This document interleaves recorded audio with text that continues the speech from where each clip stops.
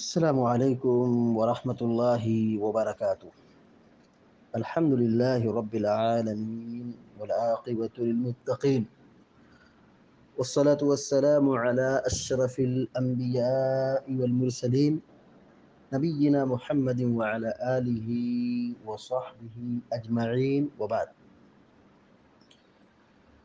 فقال الله عز وجل: أعوذ بالله من الشيطان الرجيم. اهبطوا مصرا فإن لكم ما سألتم وضربت عليهم الذلة والمسكنة وباءوا بغضب من الله ذلك بأنهم كانوا يكفرون بآيات الله ويقتلون النبيين بغير الحق ذلك بما عصوا وكانوا يعتدون. سورة البقرہ کی آیت نمبر 61 کا آخری حصہ ابھی آپ کے سامنے پڑھا گیا ہے۔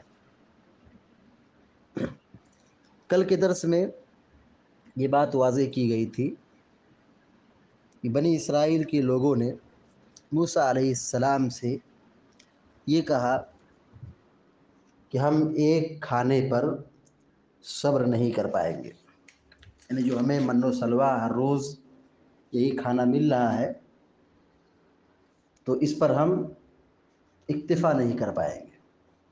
ہم کو زمین سے جو پیدا ہونے والی چیزیں ہیں، سبزیاں، ترکاریاں، پیاز، گیہوں، دال، اس طرح کی غذا ہمیں چاہیے۔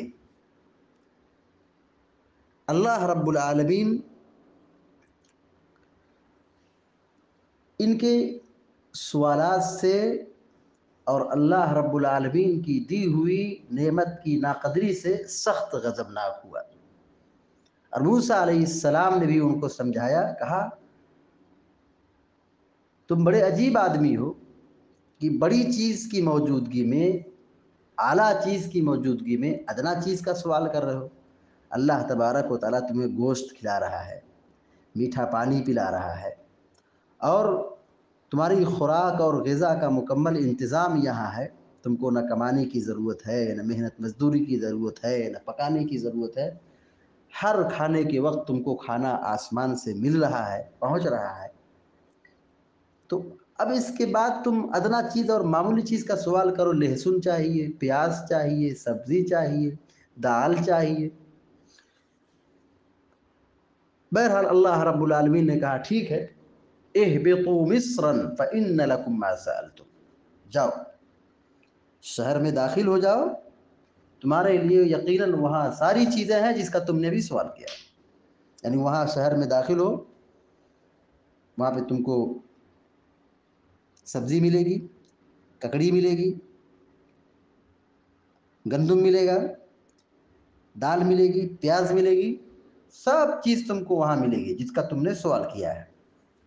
بس اتنی بات کافی نہ تھی؟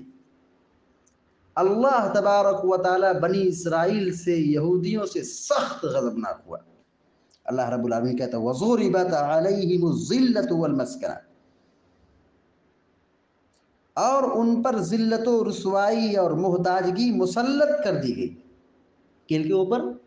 بنی اسرائیل پر، یہودیوں پر اللہ رب العالمین سخت غضبناک ہوا، غصہ ہوا، ان کے اوپر ذلت و رسوائی، مسکنت، غربت، محتاجگی مسلط کر دی گئی۔ جہاں بھی رہیں، جہاں بھی جائیں، جیسے بھی رہیں، ہر حال میں وہ ہر جگہ ذلیل ہیں اور ان پر محتاجگی مار دی گئی۔ یہ اللہ تبارک و تعالیٰ کا ایک قہر تھا، اللہ تبارک و تعالیٰ کی ایک پھٹکار تھی، ایک عذاب تھا۔ وَبَاءُوا بِغَضَبٍ مِّنَ اللَّهِ، اور وہ اللہ کے غضب کے ساتھ لوٹے۔ میدان تی سے شہر میں داخل ہوئے،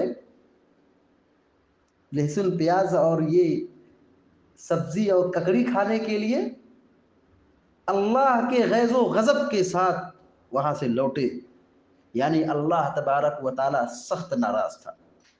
کیوں ناراض تھا؟ انہوں نے نعمت کی ناقدری کی، اللہ رب العالمین کی شان میں گستاخی کی، موسیٰ علیہ السلام کے ساتھ بدسلوکی کی، کتاب اللہ کی تحریف کی، انبیاء کو قتل کیا، اللہ کی آیتوں کا کھلا مذاق اڑایا، جس کے نتیجے میں اللہ تبارک و تعالیٰ سخت غضبناک ہوا، یہ اللہ کے غضب کے ساتھ لوٹے۔ اور آگے اللہ تعالیٰ اس کی وجہ بتا رہا ہے کہ ذالک بأنہم کانوا یکفرون بآیات اللہ، یہ وہی بنی اسرائیل، یہ وہی لوگ ہیں جو اللہ کی آیتوں کا انکار کرتے تھے، اللہ رب العالمین کی نازل کردہ شریعت، اللہ کے قانون، اللہ کی آیتوں کا یہ انکار کرتے تھے، نہیں مانتے تھے، جس کے نتیجے میں ان پر یہ عذاب آیا، جن کے نتیجے میں اللہ تعالیٰ غصہ ہو گیا۔ وَيَقْتُلُونَ النَّبِيِّينَ بِغَيْرِ الْحَقِّ، وَيَقْتُلُونَ النَّبِيِّينَ بِغَيْرِ الْحَقِّ، ناحق نبیوں کا قتل کرتے تھے۔ ایک نبی نہیں، نبیین جمع کا صیغہ اللہ رب العالمین نے استعمال کیا، نبیوں کا قتل کرتے تھے۔ بتائیے انبیاء کا کیا قصور ہے، انبیاء کی کیا غلطی؟ اتنی محترم مخلوق، معصوم مخلوق، سیدھی سادھی قوم، انبیاء کی جماعت، اچھے لوگ، اخلاق والے، نرم مزاج، ایسے لوگوں کو ناحق قتل کرتے تھے، مارتے تھے۔ بتائیے انبیاء کی کیا غلطی تھی؟ اللہ کا پیغام سنانے والے، دین اور توحید کی بات بتانے والے، دنیا و آخرت کی بھلائی اور کامیابی، آخرت کی کامیابی کا راستہ بتانے والی جماعت انبیاء علیہ الصلاۃ والتسلیم کو یہ یہودی اور بنی اسرائیل قتل کرتے تھے۔ مورخین نے لکھا ہے کہ بنی اسرائیل کے لوگوں نے 70,000 نبیوں کا قتل کیا تھا۔ اللہ اکبر۔ ذلك بأنهم كانوا يكفرون بآيات الله ويقتلون النبيين بغير الحق، یہ اللہ کی آیتوں کا انکار کرتے تھے اور نبیوں کا ناحق قتل کرتے تھے۔ قتل کتنا بڑا سنگین جرم ہے، اور نیک لوگوں کو مارا جائے، نبیوں کا قتل کیا جائے تو اس سے بڑا کوئی پاپ اور اس سے بڑا کوئی جرم نہیں ہے۔ بنی اسرائیل اپنے آپ کو بہت قابل سمجھتے تھے، یہودی اپنے آپ کو بہت پاک سمجھتے تھے، اور خود اپنی تعریف کیا کرتے تھے کہ ہم محمد سے اور اہل ایمان سے افضل ہیں۔ اللہ رب العالمین نے ان کی حقیقت کو قرآن کریم میں کھول کھول کر کے بیان کر دیا کہ یہ لوگ وہ لوگ ہیں جن پر اللہ کا غضب نازل ہوا ہے، اور یہ وہ لوگ ہیں جن کے اوپر ذلت و رسوائی، محتاجگی، غربت، مسکنت مسلط کر دی گئی، جہاں جائیں جہاں رہیں۔ یہ اللہ کی مار ہے ایسے لوگوں پر، پھٹکار ہے ایسے لوگوں پر۔ اور جب وہ لوٹے میدان تیہ سے، جب اللہ کی نعمت کی ناشکری کی تھی، اللہ کی نعمت کی ناقدری کی تھی، جس کے نتیجے میں اللہ تبارک و تعالیٰ سخت غضبناک ہوا تھا۔ ذالک بأنہم کانوا یکفرون بآیات اللہ ویقتلون النبیین بغیر الحق، یہ انبیاء کا ناحق قتل کرتے تھے اور اللہ کی آیتوں کا انکار کرتے تھے۔ ذالک بما عصوا وکانوا یعتدون، اور یہ اس وجہ سے بھی تھا، یعنی یہ اللہ کا غضب، قہر اور عذاب یہ آیا کہ یہ لوگ نافرمانی میں حد سے آگے بڑھ جاتے تھے، نافرمانی کرتے تھے۔ ایک ہوتا ہے غلطی کرنا، گناہ کرنا، نافرمانی کرنا، اور ایک ہوتا ہے گناہ اور نافرمانی میں آگے بڑھ جانا، گناہ پر جرات دکھانا اور حد سے آگے بڑھ جانا۔ یہی چیز بنی اسرائیل کی اور یہودیوں کی پائی جاتی تھی۔ ذالک بما عصوا وکانوا یعتدون، یہ اس سبب سے کہ انہوں نے نافرمانی کی اور وہ حد سے تجاوز کرتے تھے اور حد سے آگے بڑھ جاتے تھے۔ تو اللہ تبارک و تعالیٰ نے یہاں پر یہودیوں کی حقیقت کھول کر کے بیان کر دی کہ ایسی قوم پر اللہ تبارک و تعالیٰ کا غیظ و غضب نازل ہوا جن لوگوں نے اللہ کی نافرمانی کی، انبیاء کا قتل کیا اور اللہ کی دی ہوئی نعمت کی ناقدری کی، جس کے نتیجے میں وہ تباہ و برباد ہو گئے۔